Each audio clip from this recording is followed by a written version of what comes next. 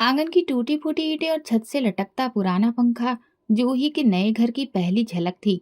हाथों से मेहंदी का रंग अभी पूरी तरह उतरा भी नहीं था और सास की जुबान के जख्म गहरे होने लगे थे। उठो आलसी औरत, जब से आई हो बस आलस ही दिख रहा है। कुछ काम सीख भी लिया होता माँ बाप के घर पर। जूही ने चुपचाप पानी की बाल्टी उठाई और कोई भी जवाब नहीं दिया। उसे इस तरह की बातें सुनने की आदत थी, लेकिन ये जो लहजा था वो बिल्कुल नया था। संतोष, उसका पति रोज मजदूरी पर जाता। अगर घर वापसी के समय उसकी जेब में 500 रुपए होते तो 300 रुपए तो वो पान, सिगरेट, दोस्तों की महफिल और कभी कभी तो लॉटरी के चक्कर में ही उड़ा कर आता था। जूही ने 2 महीने के अंदर ये समझ लिया था कि वो जिंदगी जिसका सपना लेकर वो बस इस घर में आई थी, वो सपना अब आंखों में कांटे बन चुका है। एक शाम वो चूल्हे पर दाल चढ़ा रही थी जब संतोष अंदर आया। शराब की बदबू और आंखों में लाली, चेहरे पर थकान कम और गुस्सा ज्यादा था। आज खाने में क्या बना है? दाल बना रही हूँ। फिर से दाल? अरे कभी तो कुछ मांसाहारी टाइप का इस घर में बना दिया कर। पैसे तो आप ही कमा कर लाते हैं ना जी, मैं तो बस घर संभालती हूँ। संतोष ने थाली उठाकर दीवार पर दे मारी। दाल दीवार से फिसलकर फर्श पर गिर गई। मुझसे जवान लड़ाती है। अभी आई है और अपने आप को यहाँ की मालकिन समझ बैठी है। जूही चुप रही। उसकी आंखें भीग गईं और दिल अंदर से जैसे टूट रहा था। सांसों की गर्मी और ज्यादा तेज होती जा रही थी। सुबह का नाश्ता भी अक्सर उसे नसीब नहीं होता। एक दिन जूही की तबीयत कुछ बिगड़ गई थी। चक्कर आए और सांस फूलने लगी। मोहल्ले की औरत जो दाई का काम करती थी उसे देखकर बोली, मुबारक हो, आपकी बहू उम्मीद से है। जूही के होठों पर एक अधूरी मुस्कान आई। एक नई जान, एक नया रिश्ता। शायद अब जिंदगी में कोई नया रंग आएगा। मगर जब संतोष को ये बात पता चली तो वो अचानक भड़क उठा। अभी 2 वक्त की रोटी भी पूरी नहीं होती और ये नया बोझ। जूही खामोशी से चारपाई पर लेट गई। आंखों से आंसू बहने लगे, लेकिन होठों पर शिकायत नहीं आई। 9 महीने ऐसे गुजरे जैसे हर दिन, हर रात एक परीक्षा हो। सुबह सास की तानाकसी, दोपहर संतोष की बेरुखी और रात में अकेलापन। लेकिन जूही ने हिम्मत नहीं छोड़ी।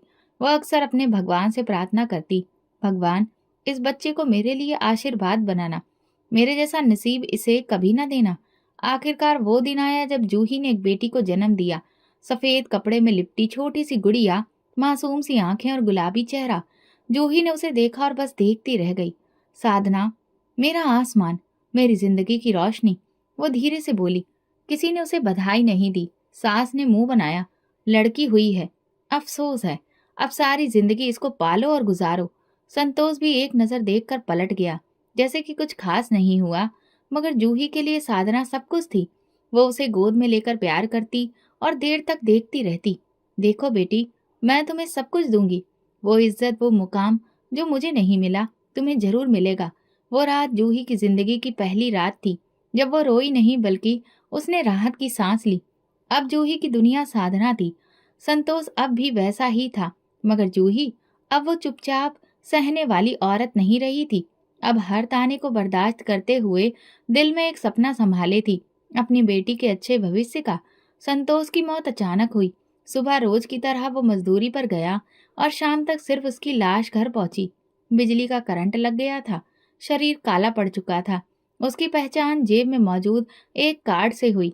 पुलिस वाले लाश को घर छोड़ गए। जूही को तो समझ में ही नहीं आया कि वो रोना कहाँ से शुरू करे। 3 दिन तक मोहल्ले की औरतें साथ थीं। किसी ने चाय दी, किसी ने 2 वक्त का खाना भेज दिया। लेकिन चौथे दिन सब अपने अपने कामों में लग गए और जूही अकेली रह गई। साधना तब सिर्फ 2 साल की थी। उसे ये खबर भी नहीं थी कि अब उसका बाप कभी नहीं आएगा। वो बार बार दरवाजे की तरफ देखती और कहती, पापा को बोलो आ जाएं, मैं अपनी नई गुड़िया लेनी है। जूही उसे सीने से लगाकर खामोश हो जाती। संतोष की मौत के बाद ससुराल वालों का बर्ताव और ज्यादा बुरा हो गया था।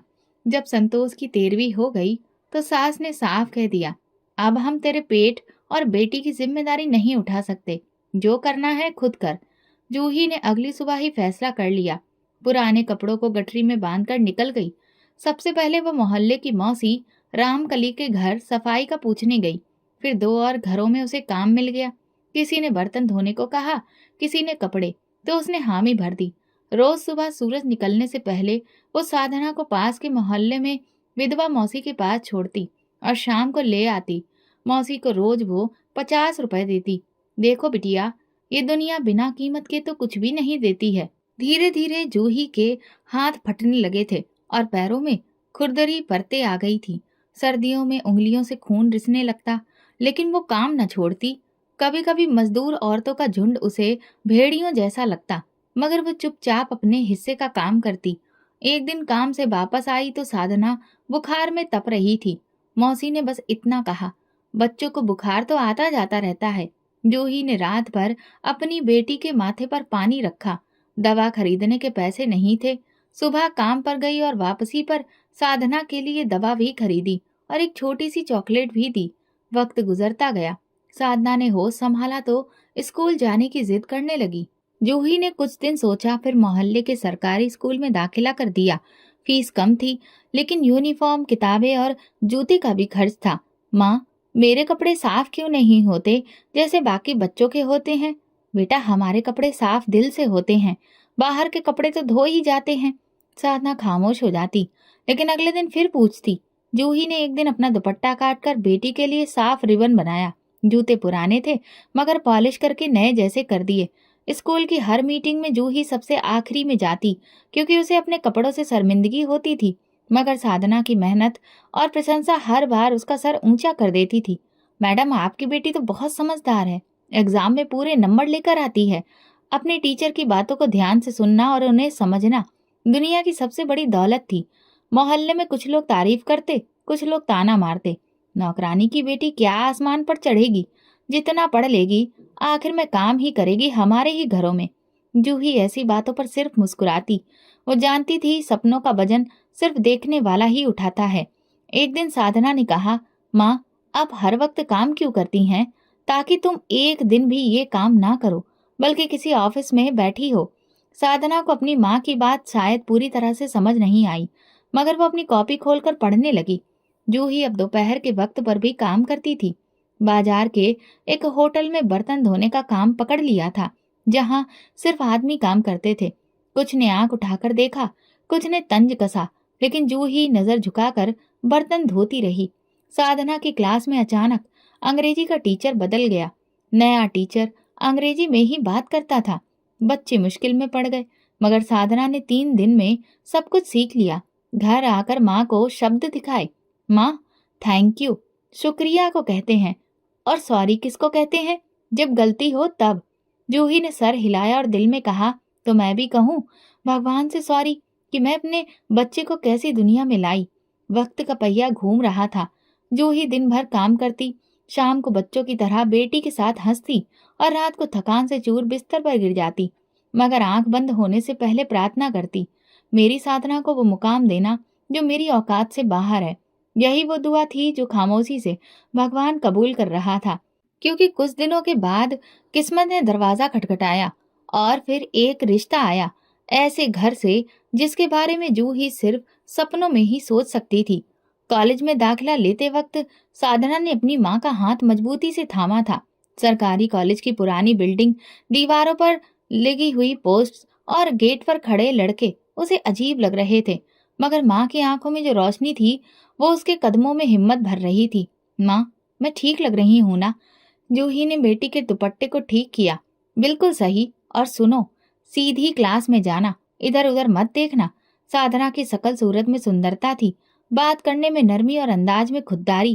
पहले ही दिन क्लास में प्रोफेसर ने जब उससे सवाल किया, वो जी जान से साफ और पूरा जवाब दिया। क्लास में कानाफूसी शुरू हुई। नई लड़की बड़ी तेज है और सुना है कि ये नौकरानी की बेटी है। साधना ने सुना मगर कुछ कहा नहीं। वो जानती थी जवाब सिर्फ रिजल्ट से देना है। उधर जूही कॉलेज की फीस और बेटी के खर्चे पूरे करने के लिए और ज्यादा मेहनत करने लगी। लोगों के पर्दे सिलने, किसी के कपड़े प्रेस करने और शाम को बेटी का इंतजार करना, यही सब किया। साधना वापस आकर रोज माँ को कॉलेज की बातें बताती। आज अंग्रेजी में एक आर्टिकल लिखा जिसमें मुझे सबसे अच्छे नंबर मिले। जूही चुपके से नोटबुक खोलती, साधना की लिखावट पर उंगली फेर कर देखती, जैसे वो अपनी मेहनत को छू रही हो। मोहल्ले में कुछ और लोग थे जो अभी भी ताना देते थे, इतना पढ़ लेगी, अपनी बेटी को अगर पढ़ाओगी तो पर फायदा क्या है, काम तो आखिर हमारे घरों में ही आकर करेगी। जूही सुन लेती लेकिन जवाब न देती। कॉलेज के दूसरे साल में एक दिन ऐसा वाकया हुआ जिसने जूही की दुनिया बदल दी। काम के दौरान एक औरत जिसका नाम सरला था, वो काफी अमीर घर से आई थी। उसने जूही को चाय दी और बातों बातों में पूछा, अब तुम्हारी बेटी क्या कर रही है? कॉलेज में है और ये उसकी अब थर्ड ईयर होने वाली है। सरला के कान खड़े हो गए। अच्छा, तो कभी उसे लेकर आना, देखूं तो कैसी है। जूही हिचकते हुए एक दिन साधना को ले गई। साधना सलीके से तैयार हो गई थी, दुपट्टा सीधा, चाल में नजाकत, बातचीत में अदब। सरला ने चुपके से उसे सर से लेकर पांव तक देखा। कुछ दिन बाद सरला ने जूही को किचन में बुलाया। देखो, मैं तुमसे कुछ बात करना चाहती हूँ। मेरी बहन का बेटा है सचिन, लंदन से पढ़कर आया है, अब वापस यही बिजनेस संभाल रहा है। वो लोग रिश्ता देख रहे हैं। मैंने साधना को देखा और सच कहूँ तो दिल में ये बात बैठ गई। जूही के हाथ से चाय का कप थोड़ा लड़खड़ा गया। मालकिन, मैं नौकरानी हूँ, वो अमीर लोग हैं। सरला ने ठंडी सांस ली। बेटियों की किस्मत माँ के कामों से नहीं बनती, उनकी खूबियों से बनती है। और तुम्हारी बेटी में वो बात है। सोच लो, मैं भी अपनी बहन से बात करके तुम्हें बताऊंगी। 2 दिन बाद वो कायदे से रिश्ता आया। सचिन की माँ मालती एक साधारण सी औरत थी, लेकिन चेहरे से गुरूर झलकता था। हमें आपकी लड़की पसंद है, क्योंकि वो पढ़ी लिखी है, मॉडर्न भी है और गुणवान भी लगती है। हम रिश्ते को जल्दी ही तय करना चाहते हैं। जूही की आंखों में सवाल थे। मेरी हैसियत? मालती ने बात काटी। हमें सिर्फ लड़की चाहिए, माँ का क्या है। हमारे बेटे की जिंदगी का फैसला है, हम छोटी बातों में नहीं पड़ते हैं। साधना को जब बताया गया तो उसने पहले खामोशी ओढ़ ली, फिर धीरे से कहा, माँ, ये सब अचानक हो रहा है। जूही ने कहा, हाँ बेटी, पर किस्मत तो ऐसे ही दस्तक देती है, बिना जानकारी के। मंगनी की तारीख रखी गई। जूही ने बाजार से कपड़े लिए, खुद सिलकर साधना के लिए एक पोशाक बनाई। मोहल्ले में सबको बुलाया गया। किसी को जलने की वजह मिली, किसी को खुश होने की। साधना के लिए जेवर नहीं थे, तो जूही ने अपने पुराने टॉप्स बेचकर सिंपल सी चेन खरीदी। ये तुम्हारे माथे का चमकता सितारा बनेगा। मंगनी के दिन घर में चिराग नहीं था, मगर हर तरफ रोशनी थी। सचिन और उसके घरवाले आए। थोड़ी देर बैठे, फल, मिठाई, टॉफियां दी और फिर रस्म पूरी हुई। मोहल्ले की औरतों ने पीछे खड़े होकर कहा, देखा, नौकरानी की बेटी कहाँ पहुंच गई। जूही सबकी नजरें महसूस कर रही थी। वो चाहती तो कह सकती थी, ये सब भगवान का आशीर्वाद है और मेरी बेटी का अधिकार, मगर वो चुप रही। मंगनी के बाद रात को जब साधना सोने जा रही थी, जूही ने पूछा, सब कैसा लगा? साधना ने पलंग पर बैठकर कहा, माँ, जैसे कोई सपना चल रहा हो, डर भी लग रहा है, कहीं ये सब खत्म ना हो जाए। जूही ने उसका माथा चूमा। नहीं बेटी, ये सपना नहीं, तुम्हारी मेहनत का फल है। बस दुआओं को साथ रखना। वो रात खास थी। जिंदगी ने जैसे जूही के सब्र का नतीजा देना शुरू कर दिया था, लेकिन सपनों की कीमत अक्सर नींद से ज्यादा हुआ करती है। ये जूही को भी पता नहीं था। शादी का दिन छोटे से मोहल्ले के लिए किसी त्योहार से कम नहीं था। मोहल्ले की औरतें सब हैरान थी कि जूही जैसी औरत की बेटी की शादी इतने बड़े घर में हो रही है। साधना दुल्हन बनी तो वाकई लगता था जैसे किसी महल से उतरी हो।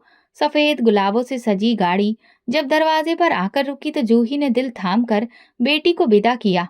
आंखें नम थीं, लेकिन चेहरे पर सुकून था। बेटी ससुराल में इज्जत से रहना, खामोशी से जीती रहना। घर तो खुद ही अपना बन जाता है। जूही ने गाड़ी में बैठने से पहले साधना के कान में धीरे से कहा। साधना ने सिर हिलाया, मगर नजरें गाड़ी की चमकती सीटों पर थी, जहां उसका नया सफर शुरू हो रहा था। सचिन का घर शहर के सबसे महंगे इलाके में था। दरवाजे पर 2 गाड़ियां पहले से खड़ी थी और अंदर कदम रखते ही संगमरमर की ठंडक पांव को छू गई। नौकरानी ने आगे बढ़कर हाथ से बैग लिया और कहा, मेम साहब, आपका कमरा तैयार है। साधना ने पहली बार खुद को किसी और ही दुनिया का हिस्सा महसूस किया। शीशे की इमेज, पर्दे जिन पर सितारे झलक रहे थे। सचिन की माँ मालती ने मुस्कुराकर कहा, बेटी, ये तुम्हारा घर है, हमें उम्मीद है तुम सचिन का साथ अच्छी तरह निभाओगी। साधना ने सर झुका लिया। उसका दिल निश्चिंत था कि उसे यहाँ कोई कमी नहीं होने वाली। अगले कुछ दिन दावतों, मेहमानों और तस्वीरों में गुजर गए।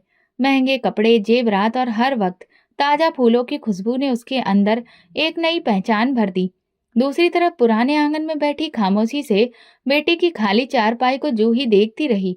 अगली सुबह उसने अपने हाथ से सिलाई की हुई चादर को तय किया और बाजार से 2 किलो मिठाई लाई। वो अपनी बेटी से मिलने जाना चाहती थी। पहले हफ्ते के दिन वो दिल में आशीर्वाद लेकर रिक्शे पर बैठकर सचिन के घर पहुंची। गेट पर खड़े गार्ड ने पूछा, क्या काम है? मैं अपनी बेटी से मिलने आई हूँ, साधना की माँ हूँ। गार्ड ने अंदर फोन किया, फिर इजाजत मिली। दरवाजा खुला, नौकरानी ने उसे ड्राइंग रूम में बिठाया। चमकते क्रिस्टल की मेज, बड़े सॉफ्ट सोफे और सामने रखी ट्रॉली पर सोने की चम्मच। जूही ने झिझक कर अपनी थैली से चादर और मिठाई निकाली। थोड़ी देर बाद साधना आई। जूही ने खुशी से उठकर उसे गले लगाया। माँ, आपको आने से पहले फोन करना चाहिए था। बेटी, पहली बार मिलने के लिए एक माँ बेटी से इजाजत ले। देख, तेरे लिए चादर सिली थी और ये मिठाई पिछले हफ्ते की बची थी ना। साधना ने चादर पकड़ी और खामोशी से सोफे पर रख दी। उसकी नजर दरवाजे की तरफ थी, जहां मालती खड़ी थी। माँ, ये सब ना लाया करो, यहाँ सब कुछ है। और प्लीज अगली बार थोड़ा ढंग से तैयार होकर आया करो। जूही के चेहरे पर लम्हा भर को कोई एक्सप्रेशन नहीं आया।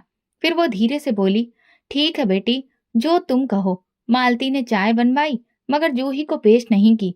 बस नौकरानी ने आकर कहा, बड़ी मैडम व्यस्त हैं, आपको साधना ने सबसे मिलने को कहा था। जूही ज्यादा देर न बैठी, वापसी पर रिक्शे में बैठी। उसकी आंखों में नमी आ गई। मोहल्ले में वापस आकर वो अपनी रोजाना की जिंदगी में फिर से घुल मिल गई। लोगों ने पूछा, कैसा लगा बेटी का ससुराल?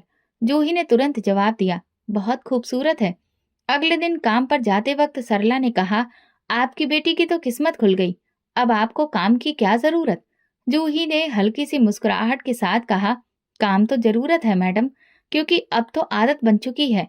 शाम को जूही ने पुरानी सिलाई मशीन पर बैठकर मोहल्ले के बच्चों के कपड़े सिलने शुरू किए। घंटों बाद जब वो काम खत्म कर चुकी थी, तो एक बार फिर चादर के कोने को थपक कर रखने लगी, जैसे कि वो किसी और के लिए नहीं थी। ये नहीं, जिंदगी का दरवाजा था जो खुला जरूर था, मगर एक ऐसी हवा के साथ जिसमें अपनेपन की खुशबू कम, अजनबीपन की महक ज्यादा थी। जूही चुप रही, मगर दिल में एक सवाल जरूर था, क्या बेटियां ऊंचाई पर जाकर मुड़कर नीचे नहीं देखती? जूही ने अगले 2 हफ्ते साधना को ना बुलाया और ना ही गई। आंगन में अकेली बैठी, कभी दरवाजे की तरफ देखती, कभी चाय का कप थामे सोचती, अब वो खुद आ जाए तो कैसा हो। मगर दिन गुजरते गए और फोन की घंटी तक ना बजी। आखिरकार एक दिन दिल ने हार मानी। जूही ने एक पुरानी साड़ी निकाली, उसके किनारों को प्रेस किया और बस में बैठकर साधना के घर का रुख किया। गेट पर वही गार्ड खड़ा था। अब वो उसे पहचान गया था। सब ऊपर हैं, अंदर जाकर बताता हूँ। नौकरानी ने दरवाजा खोला और उसे ड्राइंग रूम में बिठाया गया। थोड़ी देर के बाद साधना आई। जूही खड़ी हो गई। कैसी है मेरी बच्ची? ठीक हूँ माँ। आप अचानक यहाँ कैसे आ गई? बस मेरा दिल चाहा, बहुत दिन हो गए थे, सोचा तुम्हें देख लूं। आप चाय पिएंगी? हाँ, तुम्हारे हाथ की चाय तो पिए जमाना हो गया। मगर चाय नौकरानी लेकर आई। जूही ने कप थामा, मगर साधना ने उसे ड्राइंग रूम से किचन की तरफ ले जाकर बिठा दिया। यहाँ आराम से बैठो, मैं ड्राइंग रूम में मेहमान आए हुए हैं। जूही ने कुछ नहीं कहा, बस खामोशी से चाय पीने लगी। साधना के चेहरे पर अजनबीपन था, बातों में जल्दबाजी। चाय खत्म हुई तो साधना ने कहा, आपके लिए रिक्शा बुला दूं? नहीं बेटा, मैं खुद चली जाऊंगी। जूही ने दरवाजे की तरफ कदम बढ़ाए और पीछे मुड़कर भी नहीं देखा। अगले दिन वो काम पर थी, जब एक पड़ोसन ने कहा, साधना बड़ी खुशनसीब निकली, मगर तुम क्यों ऐसे कपड़ों में उसके घर जाती हो? कुछ अच्छा पहन लिया करो। जूही ने हल्की सी मुस्कान से जवाब दिया, मेरे पास जो है वही पहन सकती हूँ। कुछ दिनों बाद साधना का फोन आया, माँ, अगली बार आप आए तो मतलब थोड़ा सा साफ सुथरे कपड़े पहन कर आया करें। यहाँ आसपास के लोग होते हैं और आपको देखकर अब बस, आगे आप खुद ही समझदार हैं। जूही ने हाथ में पकड़े कपड़े तय करके रख दिए। ठीक है बेटी, जैसा तुम कहो। उसी रात उसने अपनी पुरानी साड़ी निकाली और धोकर सूखने डाल दी। उसके फटे किनारों को उसने काट कर बराबर किया। उसके चेहरे पर कोई गहरा भाव ना था, बस जैसे कोई पुराना दर्द फिर से सिल रही हो। अगले हफ्ते जब साधना से मिलने गई तो सचिन भी घर में था। जूही किचन में चाय पी रही थी जब दरवाजे के पीछे से आवाज आई, साधना, तुम्हारी माँ का इस तरह बार बार आना अच्छा नहीं लगता। वो माँ है सचिन, माँ है तो क्या हुआ, लोग सवाल करते हैं। वो नौकरानी लगती है, इसलिए अपनी माँ को रोको। तुम्हारी इज्जत मेरी इज्जत है। जूही के हाथ कांपने लगे। चाय का कप कहाँ गया उसे याद नहीं रहा। वो दरवाजे से बाहर नहीं निकली, बस वहीं बैठ गई। कुछ देर बाद साधना आई और कहा, माँ आप चलिए, सचिन बाहर जा रहे हैं। जूही ने नजरें झुका ली। बेटी तुम खुश हो? साधना ने कोई जवाब नहीं दिया, बस दरवाजा खोल दिया। रिक्शे में बैठकर वापसी पर जूही ने अपनी साड़ी का पल्लू देखा, जिस पर अभी पुराने धागे झांक रहे थे। उसने वही कपड़े बार बार पहने थे। शायद कुछ और था ही नहीं, या शायद वो कुछ और पहनने की इच्छा छोड़ चुकी थी। उस दिन के बाद वो कई हफ्तों तक साधना के घर नहीं गई। किसी ने पूछा, साधना की सास ने कुछ कहा है क्या? जूही ने सिर्फ इतना कहा, बेटियां जब खुश हों तो माँ का काम सिर्फ आशीर्वाद देना होता है। मोहल्ले में साधना की नई जिंदगी की बातें होने लगी। कोई बोला, बड़ी तरक्की कर ली है, अब अपनी माँ को पहचानती भी नहीं होगी। जूही सब सुनती और चुप रहती। एक दिन बाजार से लौटते हुए जूही ने खुद से सवाल किया, क्या माँ सिर्फ इतनी ही रह जाती है? परछाई का एक दरवाजा जो कभी खटखटाया जाए, कभी नजरअंदाज कर दिया जाए। उसका जवाब उसके पास नहीं था, सिर्फ खामोशी थी। और शायद ये वही सबसे मजबूत जवाब था। जूही खुद को रोज के काम में व्यस्त रखती थी, जैसे वक्त को थामने की कोशिश कर रही हो। सुबह सवेरे कपड़े सिलने बैठ जाती और शाम को कुछ वक्त मंदिर के बाहर लंगर में गुजारती। मोहल्ले की एक विधवा औरत ने कहा, जूही अब तो आराम कर लिया करो, इतनी भाग दौड़ क्यों? जूही ने धीरे से कहा, जब दिल खाली हो तो हाथों को व्यस्त रखना ही बेहतर होता है। साधना को अब हफ्ते दर हफ्ते गुजर गए थे, लेकिन वो माँ की खबर नहीं लेती। कभी कभार फोन आता, मगर बात सिर्फ औपचारिकता में होती। माँ मैं अभी आउटिंग पर आई हूँ, बाद में बात करती हूँ। या माँ आजकल दिल में शॉपिंग पर निकल रही हूँ, वक्त नहीं मिलता। जूही सिर्फ इतना कहती, अच्छा बेटी खुश रहो। एक दिन मोहल्ले के बच्चे जूही के घर पर खेल रहे थे, तो एक बच्ची ने पूछा, मौसी आपकी बेटी कहाँ रहती है? जूही ने मुस्कुराकर जवाब दिया, बहुत दूर। बच्चियां खेलने में व्यस्त हो गईं। जूही की नजरें उनके चेहरों पर जमी रहीं। हर चेहरे में उसे कभी साधना की मासूमियत, कभी बचपन की मुस्कान नजर आती। मगर उसकी अपनी बेटी अब उसकी पहुंच से बाहर जा चुकी थी, जहां माँ की परछाई भी नहीं पहुंचती। उधर साधना की जिंदगी अब एक अलग दुनिया बन चुकी थी।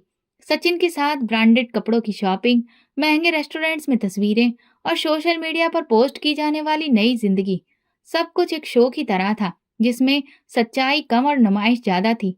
Look at this bag, it's from Italy, वो अपने दोस्तों को दिखाती। और जब कोई पूछता, तुम्हारी माँ क्या करती है, तो वो बात बदल देती। बस इतना कहती, वो छोटे शहर में रहती हैं, पुरानी सोच की हैं। एक दिन सचिन ने मजाक में पूछा, तुम्हारी माँ अब आती क्यों नहीं? साधना ने कंधे उचकाकर कहा, क्या करें, थोड़ा एम्बैरेसिंग होता है। हाँ, लोग सवाल करते हैं, इसलिए बेहतर है कि वो ना आए। जूही को पता था कि साधना बदल चुकी है। एक दिन मोहल्ले की एक औरत ने कहा, जूही अब तुम्हारी बेटी बहुत खूबसूरत लगती है, हमने उसकी तस्वीरें सोशल मीडिया पर देखी हैं। जूही ने धीरे से जवाब दिया, हाँ, बाहर से सब कुछ चमकता है, अंदर का मुझे नहीं पता। उसी दिन शाम को जूही छत पर चली गई। आसमान में आधा चांद था और हवा में हल्की ठंडक। वो अपने पुराने स्टूल पर बैठ गई और चुपचाप आसमान को देखने लगी। फिर धीरे से आंखें बंद की और बोली, भगवान, मेरी परवरिश में कमी थी तो सजा मुझे देते, पर मेरी बेटी को गुरूर न देते। वो बहुत ऊंचा जा रही है, कहीं गिर न जाए। उसकी आंखों से आंसू निकले, मगर आवाज में नाराजगी नहीं थी। ये दिल से निकली प्रार्थना थी, किसी शिकायत के बिना, महज एक माँ की खामोशी। कुछ दिन बाद मंदिर के पुजारी जी ने जूही से पूछा, बेटी की कुछ खबर आती है? उसने मुस्कुराकर कहा, खबर आती है, खैरियत की कम, दूरियों की ज्यादा। मोहल्ले के बच्चों के स्कूल का फंक्शन था। सब बच्चे अपने माँ बाप के साथ आए।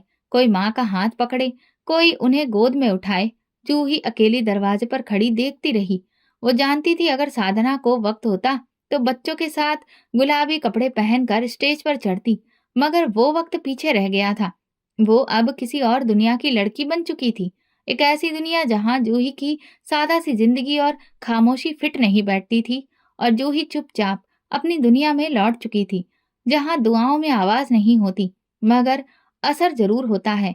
वो दिसंबर की एक सर्द सुबह थी, जब जूही को बुखार ने घेरा।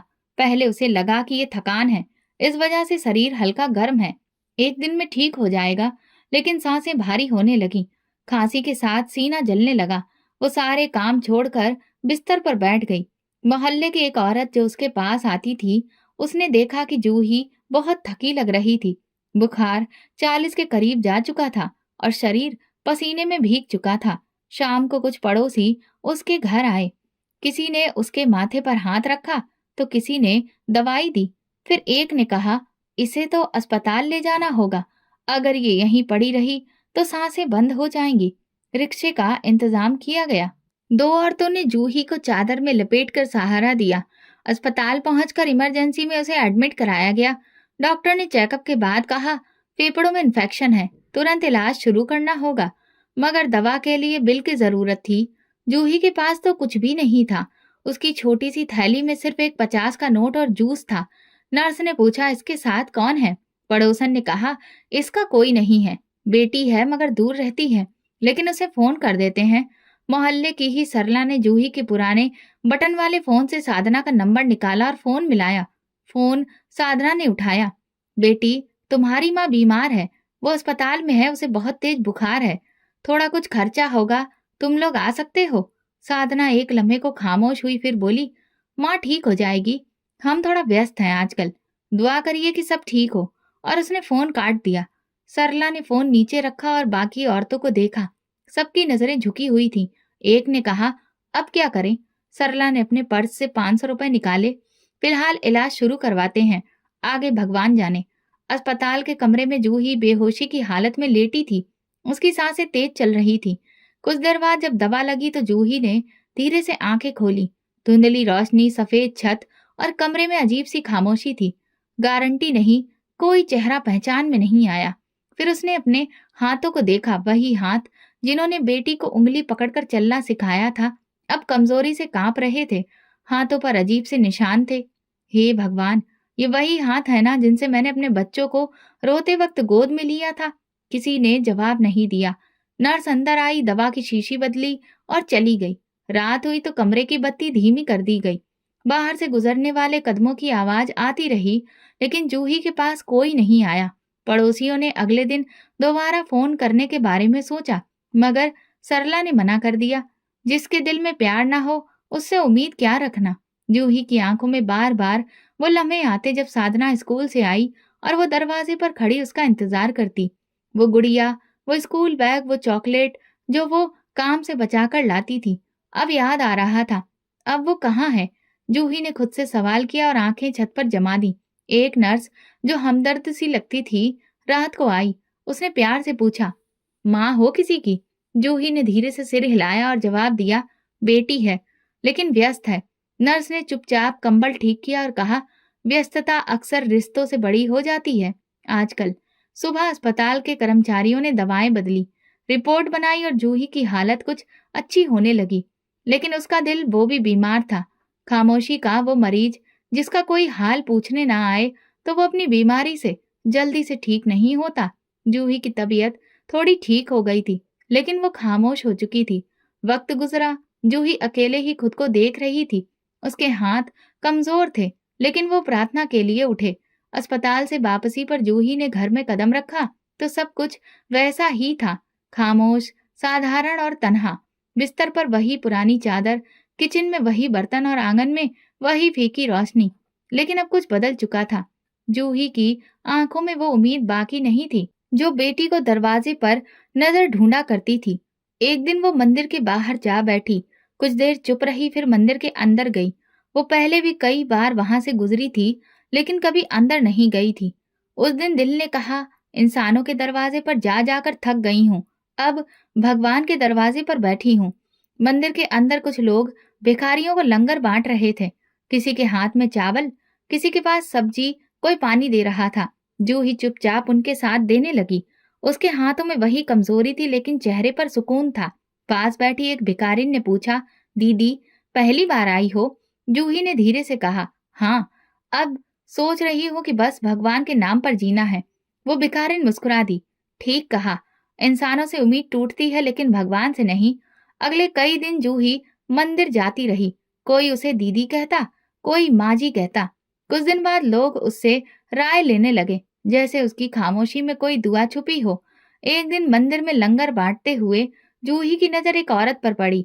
वो सबसे आखिरी कोने पर बैठी थी, चादर में लिपटी हुई, चेहरा पूरी तरह से ढका था, सिर्फ हाथ दिख रहे थे जो जले हुए लगते थे, और वो अजीब सी झिझक रही थी। जब उसकी बारी आई तो जूही ने चावल बढ़ाते हुए कहा, बेटी ये लो। औरत ने सिर झुकाकर हाथ आगे बढ़ाया, चावल ली और बिना कुछ कहे पलट गई। जूही ने पीछे से देखा, वो भिखारिन बाकी सबसे अलग थी, न मांगती थी न नजर उठाती थी, बस चुपचाप आती, रोटी लेती और गायब हो जाती। अगले दिन जूही जल्दी पहुंची और लंगर में सबसे पहले उस औरत के लिए अलग से थोड़ा मीठा रखा। जब भिखारिन आई तो जूही ने चावलों के साथ एक छोटा सा मीठा लड्डू भी रख दिया और कहा, ये खास तुम्हारे लिए रखा था। औरत ने पलट कर नहीं देखा, मगर हाथ कांपे और फिर जैसे आंखों से आंसू टपकने ही वाले हों, उसने चादर के अंदर चेहरा नीचे कर लिया।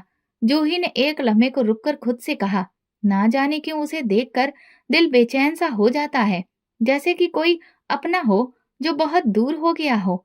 उस दिन के बाद वो भिखारिन रोज आने लगी और जूही रोज उसके लिए कुछ अलग रखती। कभी जो भी बना हो थोड़ा ज्यादा, तो कभी मीठा, कभी बस आशीर्वाद। लेकिन वो औरत कभी बोलती नहीं थी, सिर्फ नजरें झुकाकर सब ले जाती। एक दिन जब सब लंगर बांट चुके थे और भिखारी चले गए, तो जूही कुछ देर वहीं बैठी रही। उसके पास बैठे एक भिखारी ने कहा, वो जो नकाब वाली है ना, वो नई है, पिछले कुछ हफ्तों से आ रही है, बोलती नहीं पर रोज आती है। जूही ने पूछा, कभी बताया उसने कि कहाँ से आई है? भिखारी ने सिर हिलाया, नहीं कुछ नहीं बताया, बस आती है, रोटी लेती और गायब हो जाती है। जूही उस रात देर तक जागी, बार बार वही भिखारिन उसके मन में आती रही, उसके झुके कंधे, पर्दे में छुपा चेहरा। उसे लगा जैसे वो आंखें वो पहले भी देख चुकी है, कहीं किसी और जिंदगी में। अगले दिन वो मंदिर पहुंची तो वो भिखारिन पहले से बैठी थी। जूही ने चुपचाप उसके पास जाकर बैठने की कोशिश की, मगर वो औरत थोड़ा दूरी पर हो गई। जूही ने मुस्कुराकर कहा, मैं तुम्हें कुछ कहना चाहती हूँ, अगर तुम सुनना चाहो। औरत ने कोई जवाब नहीं दिया, बस सिर झुकाए रही। जूही ने बस इतना कहा, अगर कभी दिल करे तो आकर बैठ जाना मेरे पास। खामोशी भी बहुत कुछ कह जाती है, तुम बस सुन लेना उसे। भिखारिन ने धीरे से चावल का डिब्बा उठाया और खामोशी से मंदिर के दरवाजे से बाहर निकल गई। वो कभी जूही से आंखें नहीं मिलाती थी, हमेशा सिर नीचा रखती थी। जूही ने नजरें नीचे करके कहा, ये खामोशी कुछ कहती है पर समझ नहीं आती। दिल के किसी कोने में हलचल थी, जैसे कोई पहचान सदियों बाद सामने आ रही हो। वो नहीं जानती थी कि आने वाले दिनों में ये खामोशी एक ऐसा तूफान बन जाएगी जो सब कुछ बदल देगी। मंदिर में रोजाना की तरह चावल बनते जा रहे थे। जूही हमेशा की तरह सबसे आखिर में बैठी रहती, ताकि उसे भिखारिन के आने पर नजर रख सके।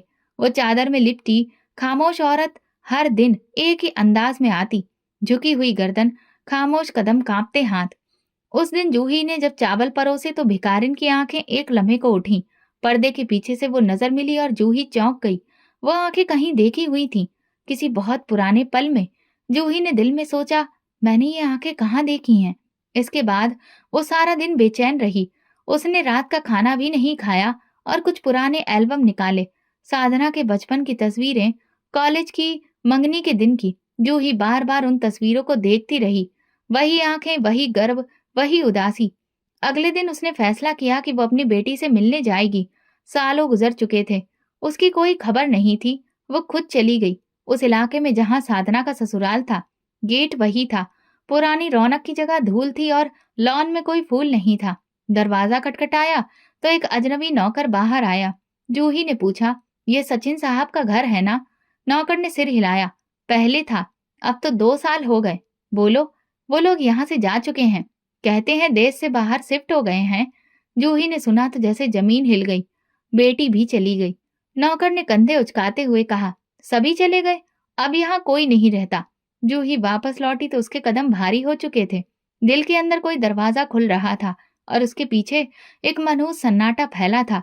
तीसरे दिन धूप तेज थी, लेकिन हवा भी तेज थी और धूल उड़ रही थी। जूही आज जल्दी आई थी, शायद बेचैनी कुछ ज्यादा थी। भिखारिन आई तो तेज हवा ने उसकी चादर एक लम्हे को उड़ा दी। जूही ने फौरन देखा और दंग रह गई।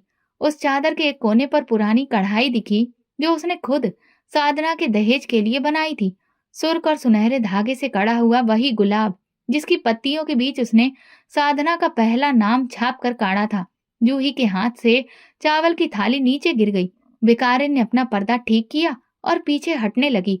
जूही ने धीरे धीरे कदमों से उसके पास जाकर कहा, बेटी तुम कौन हो? भिखारिन ने कोई जवाब नहीं दिया, बस खड़ी रही, जैसे जमीन से जुड़ी और जुबान बंद हो। उसने दोबारा पूछा, मेरा नाम जूही है, तुम मुझे पहचानती हो ना? भिखारिन ने सिर्फ आंखें बंद की और एक आंसू टपका। वो आंसू चेहरे के जले हुए हिस्से पर बहा और जूही की खामोशी चीख में बदल गई। अंदर वो कुछ बोलना चाहती थी, लेकिन शब्द गले में अटक गए।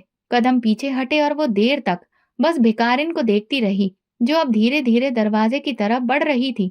अगले दिन जूही दोबारा मंदिर गई, लेकिन भिखारिन नहीं आई। वो सारा दिन बैठी रही, चावल बनते रहे, नजर दौड़ती रही, लेकिन वो चादर, वो पर्दा, वो झुकी गर्दन कहीं नजर नहीं आए। रात को जूही छत पर बैठी, उसने आसमान को देखा और दिल में सोचा, भगवान, अगर वो मेरी साधना है तो मुझे हिम्मत देना सच्चाई सुनने की, और अगर नहीं है तो मुझे वो सुकून दे जो मैं बरसों से ढूंढ रही हूँ। दिल के अंदर कोई दरवाजा बंद नहीं था, सिर्फ खामोशी थी। एक ऐसी खामोशी जिसका चेहरा अब जाना पहचाना लगता था। और अगली सुबह वो फैसला कर चुकी थी, अब सवाल नहीं करेगी, सिर्फ उसके पास जाएगी, क्योंकि माँ की फितरत सवाल नहीं, बस पहचान होती है। और जूही पहचान चुकी थी। मंदिर में वही सन्नाटा था जो पिछले कुछ दिनों से जूही की आदत में आ गया था। लंगर खत्म होने के पास था। उसने आज कोई काम नहीं किया, सिर्फ भिखारिन के इंतजार में बैठी रही। उसने सोच रखा था, आज सवाल नहीं होगा, सिर्फ सच जाना जाएगा। और फिर वो आई, वही चादर, वही नकाब, वही खामोश कदम। जूही ने धीरे से आगे बढ़कर चावल का कटोरा उसके हाथ में दिया। दोनों के हाथ एक पल को छुए और वो लम्हा जैसे सदियों में बदल गया। जूही ने नजरें झुकाए भिखारिन से कहा, मेरी बेटी जैसी लगती हो तुम। क्या तुम साधना हो? भिखारिन के हाथ कांपने लगे। कटोरे से कुछ चावल नीचे गिर गए। वो पल भर को सदमे में खड़ी रही, फिर पर्दे के पीछे से आंखें जूही की तरफ उठी, और वो आंखें नम थीं, हिलती हुई, लेकिन जुबान से कोई शब्द नहीं निकला। फिर बहुत धीरे से उसने नरमी से सिर हिला दिया। जूही की सांस जैसे रुक गई। तो तुम ही हो मेरी साधना। अब कोई इनकार नहीं था। साधना ने धीरे से पर्दा थोड़ा सा हटाया। चेहरे पर जले निशान थे, आंखों के नीचे हल्के गहरे घेरे थे, होंठ सूखे और सफेद। लेकिन जूही को वही बेटी नजर आई जो बरसों पहले दुपट्टे में लिपटी उसके गले लगकर स्कूल की पहली रिपोर्ट कार्ड लाई थी। जूही ने कदम आगे बढ़ाया। क्यों बेटी, क्या हुआ तुम्हें? साधना की आवाज टूटी हुई निकली। माँ, सचिन ने मुझे तलाक दे दिया। एक दिन कहा, तुम मेरे स्टैंडर्ड की नहीं हो। बाहर की दुनिया दिखाकर अंदर की दुनिया उजाड़ दी। जूही खामोश खड़ी रही, आंखों में हैरत, दिल में जख्म। साधना ने जमीन पर बैठते हुए कहा, ससुराल वालों ने दरवाजा बंद कर दिया। मैं रो रो कर मिन्नतें करती रही, लेकिन उन्होंने कहा, अब तुम हमारे बेटी की इज्जत के काबिल नहीं। दोस्तों को फोन किया, सबने ब्लॉक कर दिया। कोई वापस देखने तक नहीं आया। जिनको मैं समझती थी कि मेरे साथ हैं, वे सब लोग तमाशा ही निकले। जूही खामोश सुनती रही। चेहरे पर सन्नाटा था, लेकिन आंखों में नमी आने लगी। साधना ने सिसकते हुए कहा, मैंने आपको नजरअंदाज किया, आपको शर्मिंदा किया। मुझे लगा मैं बहुत ऊंची जगह पर हूँ, लेकिन वक्त ने मुझे वहीं पर लाकर खड़ा किया जहां कभी आपको देखा था। जूही अभी कुछ नहीं बोली। साधना ने अपनी फटी हुई चादर को संभाला और कहा, माँ, आपने कहा था घमंड मत करना, मैंने किया। आपने कहा था माँ का आशीर्वाद ही असली दौलत है, मैंने उस आशीर्वाद को छोड़ दिया। जूही की कमर झुक गई। वो आगे बढ़ी और अपनी बेटी के चेहरे को हाथ से छुआ। ये निशान कैसे आया?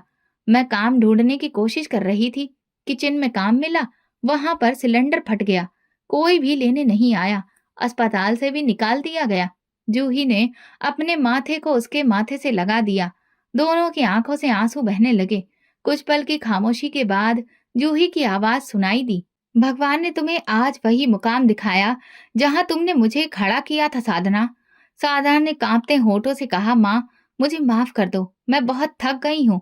जूही ने उसे अपने सीने से लगा लिया। बेटी, जब बच्चा राह भटक जाए तो माँ दरवाजा बंद नहीं करती।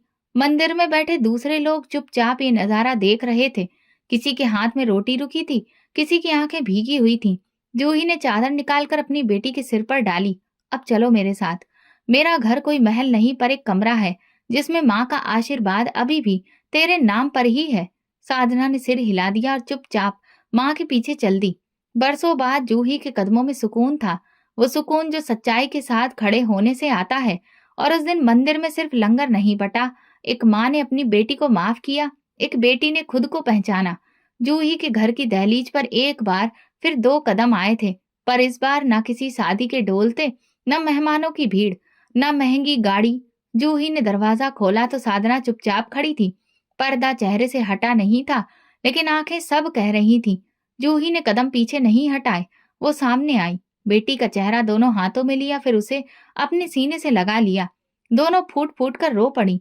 वे रो नहीं रही थी, बरसों का बोझ उतार रही थी। जूही की आगोश अभी भी वही थी, गरम, मजबूत और बिना शर्त की। साधना जमीन पर बैठ गई, जूही के कदमों को हाथों में लिया और आंखें बंद करके माथे से लगाया। माँ, मुझे माफ कर दो, मैं कुछ भी नहीं रही। जूही ने कहा, बेटी, जब माँ की गोद खुलती है तो गुनाह भी पिघल जाते हैं। मोहल्ले की गलियों में हलचल मच गई। दो औरतों ने देखा कि जूही की बेटी वापस आई है, और वो भी पुराने कपड़ों में, नकाब में, जैसे कोई अजनबी हो। ये वही साधना है ना, अमीर घर में ब्याही गई थी। हाँ, लगता है तलाक हो गया। शकल तो देखो, पहचान में भी नहीं आती। किसी ने ताना दिया, किसी ने अफसोस से सिर हिलाया, मगर जूही ने किसी भी बात का जवाब नहीं दिया। उसके लिए सिर्फ एक बात जरूरी थी, उसकी बेटी लौट आई है। साधना ने घर का पुराना कमरा देखा, दीवारें वही थी, पर्दे वही, और कोने में रखी वही चीजें। फर्क बस इतना था कि वो पहली बार उन चीजों को ध्यान से देख रही थी। उसने माँ का हाथ पकड़कर पूछा, यही चादर थी ना जो आपने मेरे लिए सिलवाई थी? जूही ने सिर हिलाया। तब समझ नहीं आया था माँ, आपकी हर चीज कितनी कीमती है। रात को जूही ने साधना के लिए खुद बिस्तर बिछाया, चाय बनाई और कहा, बेटी खाना खा लो, कमजोर लग रही हो। साधना ने सिर्फ पानी पिया और कहा, माँ, मैं अब कुछ दिन सिर्फ सुकून चाहती हूँ। खामोशी का वक्त, रात गए जब सारा मोहल्ला सो चुका था। साधना भगवान से प्रार्थना करने लगी, आंखों से आंसू बहने लगे। उसने भगवान से कहा, मैंने जिस माँ को शर्मिंदा कर चुकी, आज मैं उसके ही कदमों में वापस हूँ। अब कोई गुरूर नहीं, अब सिर्फ सेवा है। जिस माँ ने मुझे बनाया, अब मैं उसके कदमों में जीना चाहती हूँ। उसकी आवाज नम थी, लेकिन दुआ आसमान तक पहुंच रही थी। सुबह जूही ने साधना को आंगन में बैठे पूजा करते देखा। वो मुस्कुरा दी। बरसों बाद उसे घर में ये नजारा लौटा था। मोहल्ले की औरतें आईं, कुछ ने हमदर्दी की, कुछ ने खाना दिया, कुछ ने ताने मारे। भगवान बचाए बेटी को, इज्जत दी थी उसने। पलटकर माँ को तकलीफ दी। हाँ, मगर माँ तो माँ होती है, माफ कर ही देती है। जूही ने सब सुनकर भी कुछ नहीं कहा, बस अपनी बेटी के सिर पर हाथ रखा और कहा, जो लोग गिरते हैं वही सीखते हैं, और सिखाने वाला दोबारा नहीं गिरता। दोपहर में साधना ने जूही के हाथ से सिलाई मशीन ली और कहा, मुझे सिखाइए, आप कैसे इतने साल से कपड़े सिलती रही? जूही ने हैरानी से पूछा, तुम सीखोगी? हाँ माँ, अब जिंदगी का हर धागा जोड़ना है, तोड़ना नहीं है। अगले कुछ दिनों में साधना ने खुद को हर काम में व्यस्त कर लिया, सफाई, सिलाई और मोहल्ले के बच्चों को पढ़ाना। उसकी आंखों में अब घमंड नहीं था। मोहल्ले के एक औरत ने जब ये देखा तो कहा, जूही, यही तो असली परवरिश है। माँ ने जो बोया वही लौट आया। जूही ने चुपके से कहा, परवरिश थी पर गुरूर की धूप में सूख गई थी। भगवान ने बारिश दी है, दिल नरम हो गए हैं। रात को साधना ने जूही के पास आकर कहा, माँ, क्या मैं फिर से आपकी बेटी कहला सकती हूँ? जूही ने उसका चेहरा छूकर कहा, तुम तो मेरी बेटी हमेशा से थी, बस तुमने खुद को मुझसे दूर कर दिया था। वो लम्हा एक बंद दरवाजे के खुलने के जैसा था, जहाँ सिर्फ खामोशी बोलती थी। अब वहाँ माफी और ममता की रोशनी फैलने लगी। ये रिश्ता बहुत बड़ा है, जिस वक्त तकलीफ या दुनिया का कोई दरवाजा खत्म नहीं कर सकता, क्योंकि रिश्ता सिर्फ खून का नहीं, कुर्बानी, माफी और दुआ का होता है। साधना ने अपना रास्ता चुन लिया, सेवा, सादगी और सच्चाई का रास्ता। गुजरे वक्त की गलतियों को धोने के लिए अब वो हर पल किसी न किसी भले काम में व्यस्त रहती। जूही के छोटे से घर में अब अक्सर बाहर से औरतें आती जाती, कोई बच्चे को साथ लाती तो कोई सिलाई सिखाने के लिए आती। माँ, मैं तो चाहती हूँ कि ये छोटा सा घर एक स्कूल बन जाए, एक छोटा सा चिराग बन जाए। जूही ने मुस्कुराकर कहा, जब नीयत सच्ची हो तो छोटे घर में भी बड़े काम हो जाते हैं। साधना ने गरीब औरतों के बच्चों के लिए घर के आंगन में एक पुराना तख्त रखवा दिया, जहाँ वो रोज शाम को पढ़ाती। एक दिन एक बच्ची ने पूछा, आपने पढ़ाई कहाँ से की दीदी? साधना ने कुछ देर सोचकर कहा, एक माँ के आंचल तले, जिसने सब कुछ दिया और बदले में कुछ ना मांगा। जूही रोज उसके साथ बैठती, कभी बच्चों को संभालती, कभी धागा चलाती, कभी चाय बनाती। अब घर की दीवारें वही थी मगर अंदर का माहौल प्यार और दुआओं से भरा था। एक दिन साधना ने जूही से कहा, माँ, अब मैं दोबारा मंदिर जाना चाहती हूँ। इस बार शर्मिंदा होकर नहीं बल्कि सिर उठाकर। जूही ने जवाब दिया, पहले भी सिर झुकाने का मकसद गुरूर नहीं था। वही झुका हुआ सिर अब इज्जत का निशान बनेगा। दोनों माँ बेटी मंदिर पहुंची, वही जगह जहां कभी साधना चादर में लिपटी चुपचाप आई थी। अब वो सबसे पहली कतार में बैठी थी और फिर लंगर बांटना शुरू किया। वो एक हाथ में चावल रखते वक्त हर चेहरे को ध्यान से देखती और खामोशी से दिल में प्रार्थना करती, भगवान, इनके चेहरे पर कभी गुरूर न आने देना। कुछ पुराने भिखारियों ने पहचान लिया मगर किसी ने कुछ न कहा, बस हाथ जोड़कर दुआ दी। दीदी, आज आपके चेहरे पर चमक है, वो चमक जो भगवान के आगे झुकने से आती है। जूही थोड़ा दूर बैठी देख रही थी। उसकी आंखों में सुकून था, चेहरे पर शुक्र और दिल में इत्मीनान। जब लंगर खत्म हुआ, सब लोग जा चुके थे, तो जूही ने भगवान से कहा, आपने मेरी बेटी को मुझसे छीनकर वापस मेरी गोद में डाल दिया। सिर्फ माँ की गोद ही वो जगह है जहाँ इंसान सच्ची माफी मांगता है। साधना ने पीछे से आकर अपनी माँ का हाथ थाम लिया। माँ, मैं अब कभी दूर नहीं जाऊंगी। इस कहानी से हम ये सबक लेते हैं कि माँ की दुआ कभी बेकार नहीं जाती और गुरूर जितना भी ऊंचा जाए, अंजाम उतना ही नीचा होता है। असली इज्जत दुनिया की नहीं, माँ के कदमों की होती है। तो दोस्तों, अगर आपको हमारी कहानी पसंद आई हो तो कमेंट करके जरूर बताएं। वीडियो को लाइक करें और ज्यादा से ज्यादा शेयर करें। अगर आप चैनल पर नए हैं तो सब्सक्राइब जरूर करें और नोटिफिकेशन बेल दबाएं ताकि अगली अपडेट सबसे पहले आपको मिले। धन्यवाद।